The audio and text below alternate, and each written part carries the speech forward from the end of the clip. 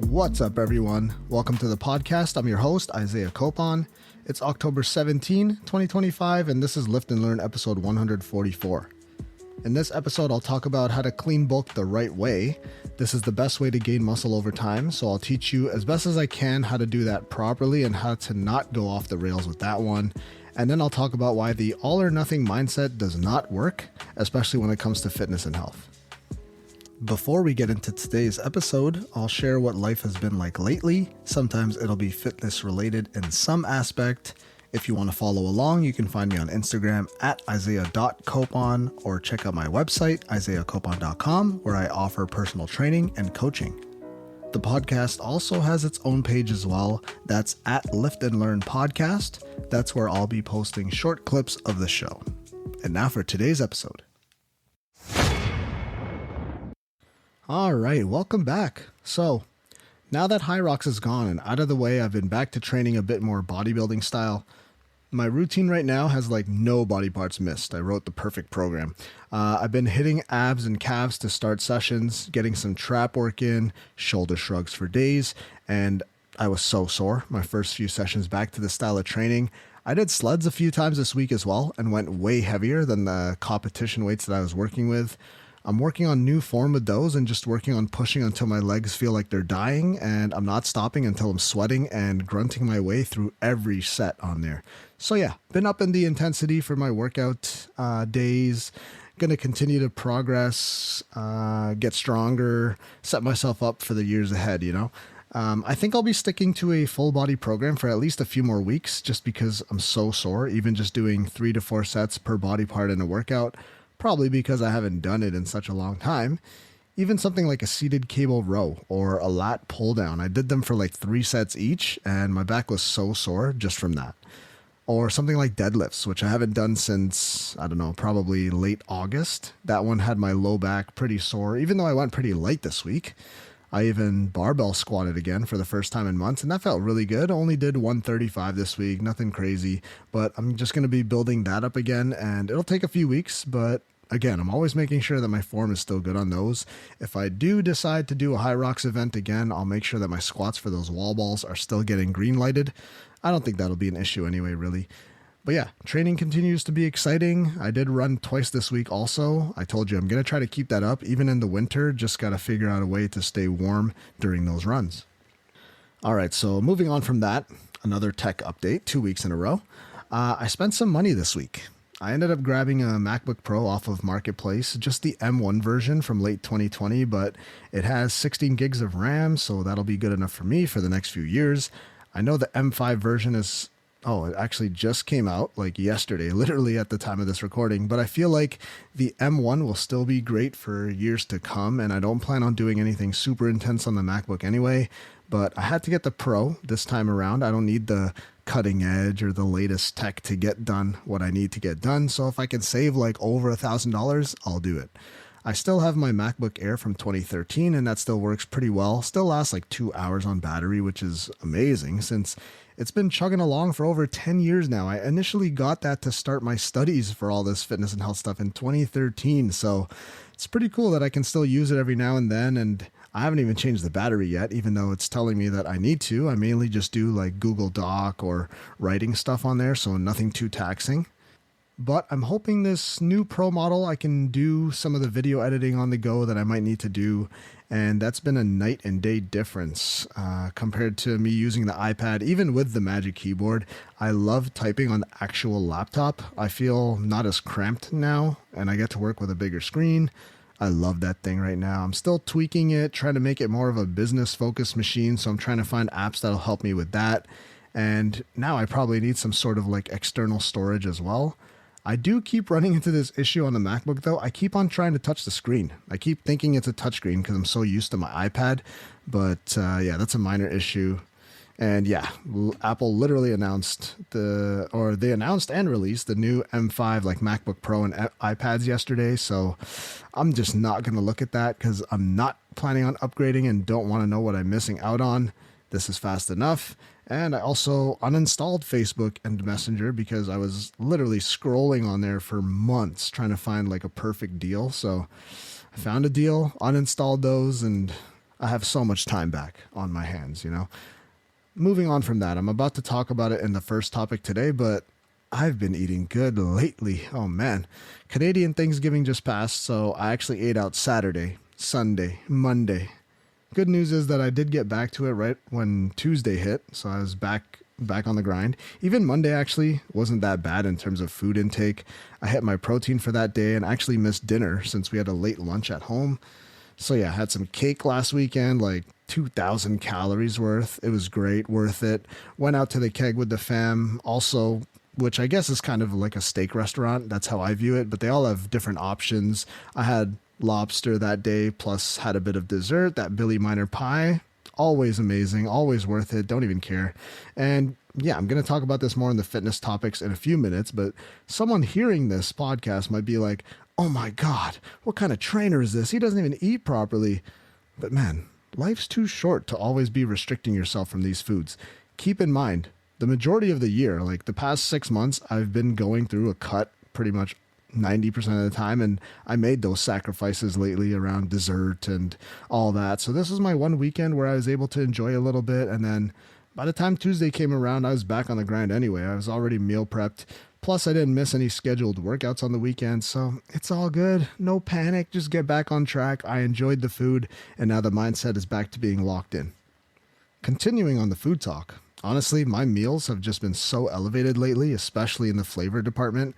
I've been whipping up some good food these days, and also now that High Rocks is over, I've been bulking for like 2 weeks, and I'll continue that for at least the rest of the month. I've been tracking food again and making sure that I'm eating about 500 to 600 calories more every day than the last few weeks, which is where I was actually at about maintenance level. So what that means for me is more carbs in the form of rice and quinoa. But yeah, if you follow me on Instagram, I've been showing some of my meals this week. I might get around to recording it, but for now I've just been posting the end results on my Instagram. I've taken some of my food to another level, especially like a simple beef and broccoli, adding some more ingredients to make that so good, a bit more Asian style. I've added like kale to that. Really good, actually. Don't sleep on it.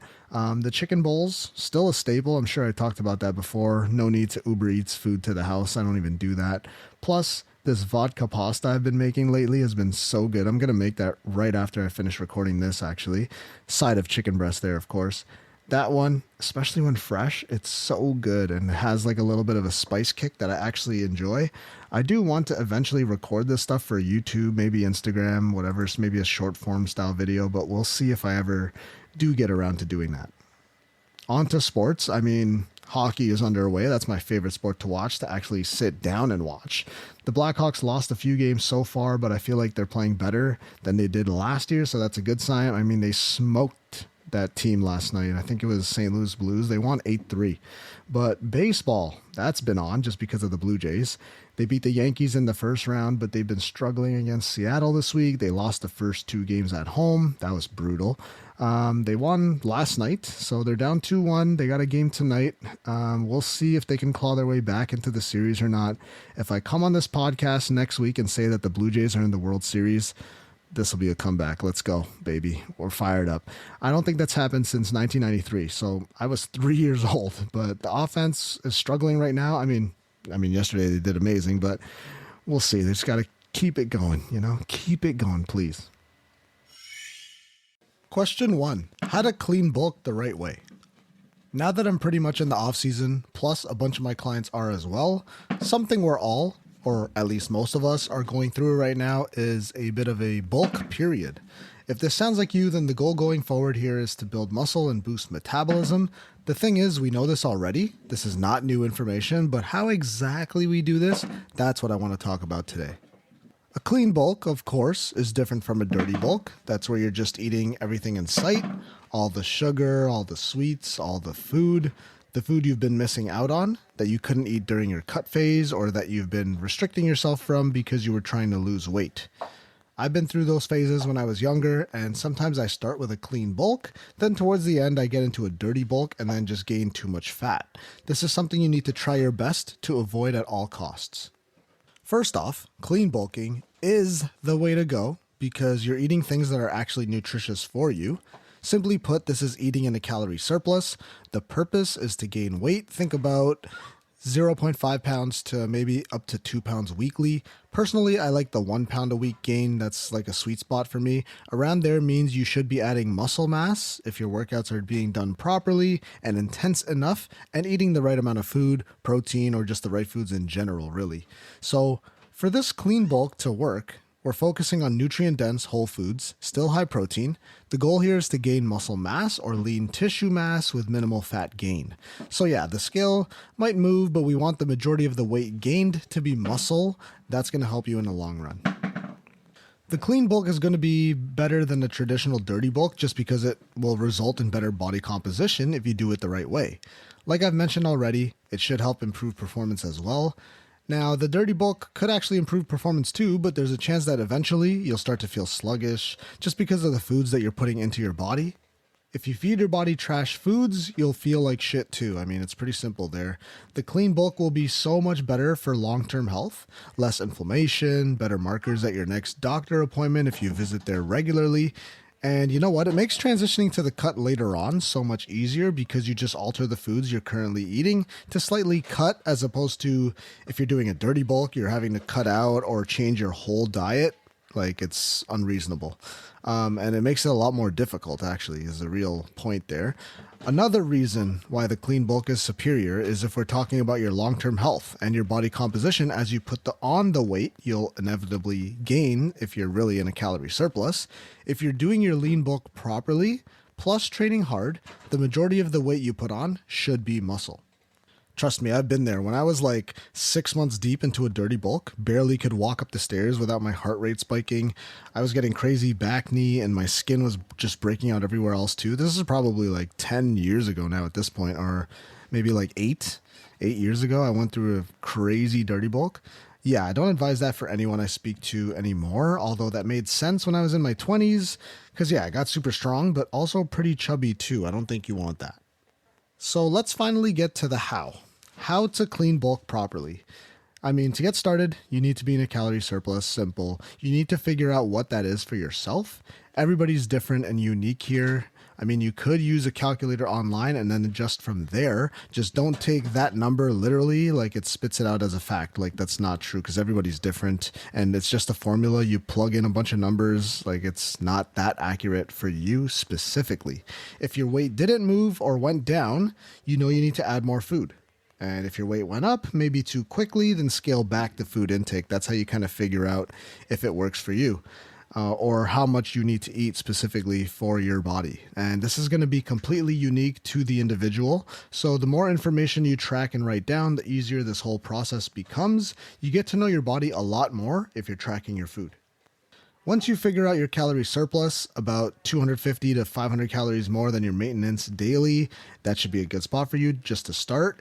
In terms of your macros, so protein, carbs, and fat split, this could be different depending on you, but the protein should be pretty steady pretty much all year round with minimal changes.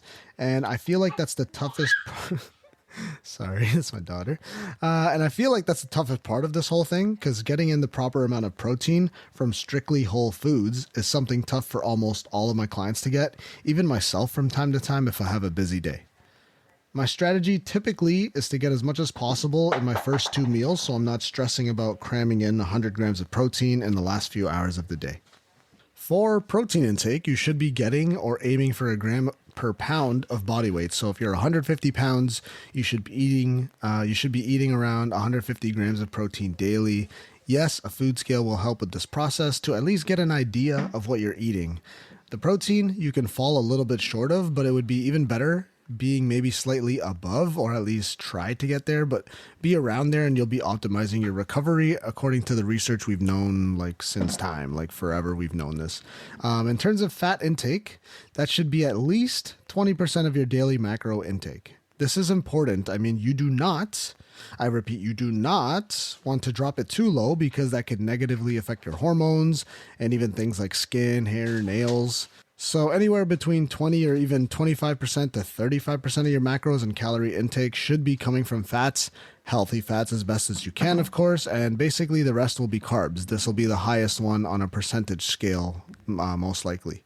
Full transparency here, for me, My current macros are 2850 calories. That's 25% protein, which is 180 grams, 30% fat, which is 95 grams, and 45% carbs, which is a bit over 300 carbs daily, 300 grams of carbs daily. So forewarning, don't do what I'm doing. This is what works for my body as someone who's been exercising for over 13 years, has a decent amount of muscle mass, and I'm pretty actively getting over 10K steps daily. So adjust your macros and percentages as needed. This is what I found to be currently working for me, and I'm likely going to be adding in some calories soon, depending on how I feel and how I look.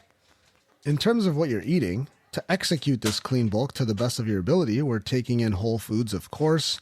Obviously, lean proteins. So chicken, turkey, ground beef is a staple.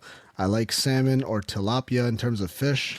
Obviously, I have my fair share of eggs daily, and Greek yogurt is another one I frequently eat, which helps boost my protein along with some whole milk throughout the day. Simple enough there. Carbs. I like having sweet potatoes occasionally, but rice is a must. I've been crushing some pasta lately. It's not something you need to cut out entirely, so I'm enjoying that right now. I actually do have quinoa as well, fruits too, and sometimes some whole wheat bread and some protein granola. That's probably one of my favorite meals, honestly, this protein granola. I think it's Harvest Valley or something like that.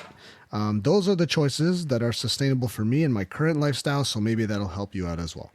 Healthy fats off the top, avocados, cashews for me, seeds like flax and chia, which also helps boost fiber intake. Other nuts are great as well, and I'm mainly using extra virgin olive oil to cook and some unsalted or salted butter depending on the meal and what I'm feeling. Some of the biggest mistakes I see with the clean bulk is being in too big of a surplus right away. This could lead to excessive weight gain even if you're just eating whole foods. Do you need me to say that again? I said you can still get fat eating the cleanest diet or the cleanest foods, so that means you can still gain weight. You can gain too much weight eating just chicken breast or chicken thighs all day, so you need to still be mindful about what you're eating and especially the quantity. That's the biggest thing. Protein intake, don't fall off with that. Shoot high, and if you fall short, you're still good. Don't forget recovery, which I talked about last week. Listen to that again if you need to. Sleep as best as you can at night. And of course, make sure you're training hard. Might as well talk about training for a bit here. Like the diet, you should be tracking progress here. Get stronger in some capacity. Focus on compound movements. Don't forget to hit your weak areas. And yeah, recover as well so that you can gain in the right areas and optimize your training. One of the biggest things I think with all of this, one of the most common mistakes is just eating everything in sight, especially if you have a weekend out. You're thinking like, oh yeah, I'm bulking right now, so I'll grab 2 burgers, I'll grab a shake, maybe some fries, some sauce, plus whatever dessert we have in this place. Again, one night isn't going to be the worst thing in the world, but if that happens twice on the weekend, and then again every other weekend, then you're reaching that dirty bulk territory. I've been there, so I'm speaking from experience. Another solid point to help you execute this bulk properly is patience. Have a solid timeline ahead. Let's say 6 months from now, you're going to start your cut. Then just stay on track the next 6 months by making sure that, for example, you only gain like 2 to 4 pounds every month. And all the signs should be there that you're progressing in the right way. You're getting stronger, you're feeling better, you're not putting on too much belly fat or whatever it is. If you're doing DEXA scans or in-body scans, maybe that means you don't want to get above maybe 25 or 30% body fat, for example. Have things like this in mind. That way you don't just tell yourself, it's not working. I got to speed this up. I got to speed up this process a little bit and just start eating everything in sight. Trust me, that's not a road. That's not a road you want to go down. This has happened to me and some of my clients if I'm not constantly asking them how everything is going on with how everything is going with their diet. You have to think long term, always. Focus on a different metric instead of just a number on the scale. Honestly, once you figure this out and master this, fitness and health and the body that you want to achieve just becomes so much easier. You just need to be patient and stick to the plan. Question 2, why all or nothing doesn't get you any gains? All right, here we go. This one's a really good topic to cover because this rings too true to my life. And as a coach, I hear this too many times, no matter how many times I say not to focus on this, the amount of times I've heard, oh, I can't do the full hour, so let's not do the session, or I'm going to be 10 minutes late. It's not even worth it. Is doing a 15 or 30-minute workout even worth it? If I can't work out every day, isn't it a waste of time? Or a client will say, I ate bad on Friday, so I just continue to eat bad Saturday, Sunday too. I'll start fresh on Monday.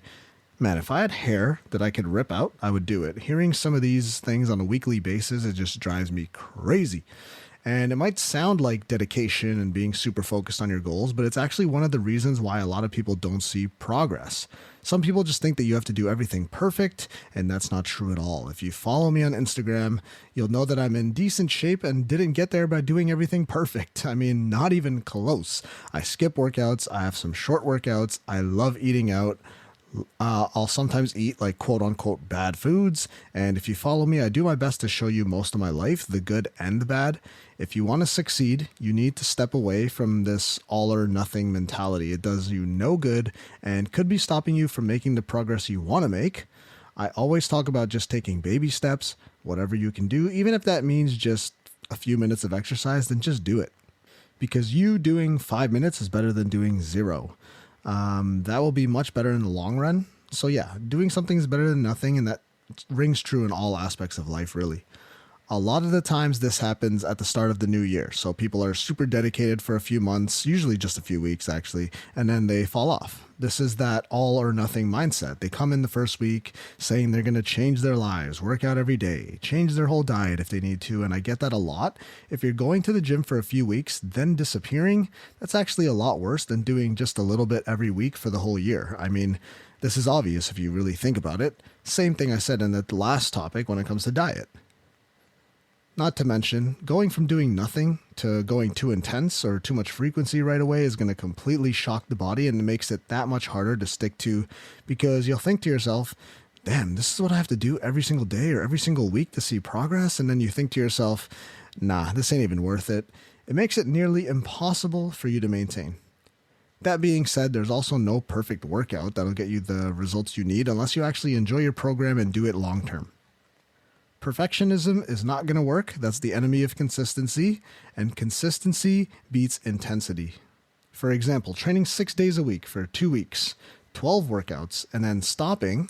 Compare that to something like 2 times weekly for 6 weeks, the same 12 workouts. You'll definitely, I'm not even joking you'll definitely see a bunch of more progress with the latter option, even though the amount of times you worked out is the exact same. I mean, there's going to be a big difference there in terms of health and just gains in general. You have to embrace the small wins. Those are going to get you the long-term gains.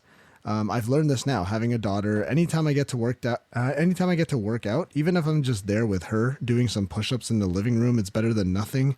I mean, that's a recurring theme right there. I could just tell myself, oh, today was a fail. I'm home with my daughter the rest of the day, but I could still go out for a walk. I could do some stuff around the house like mobility or body weight exercises. That not only helps you, but it shows them that you're staying active and could be a good influence for them going forward.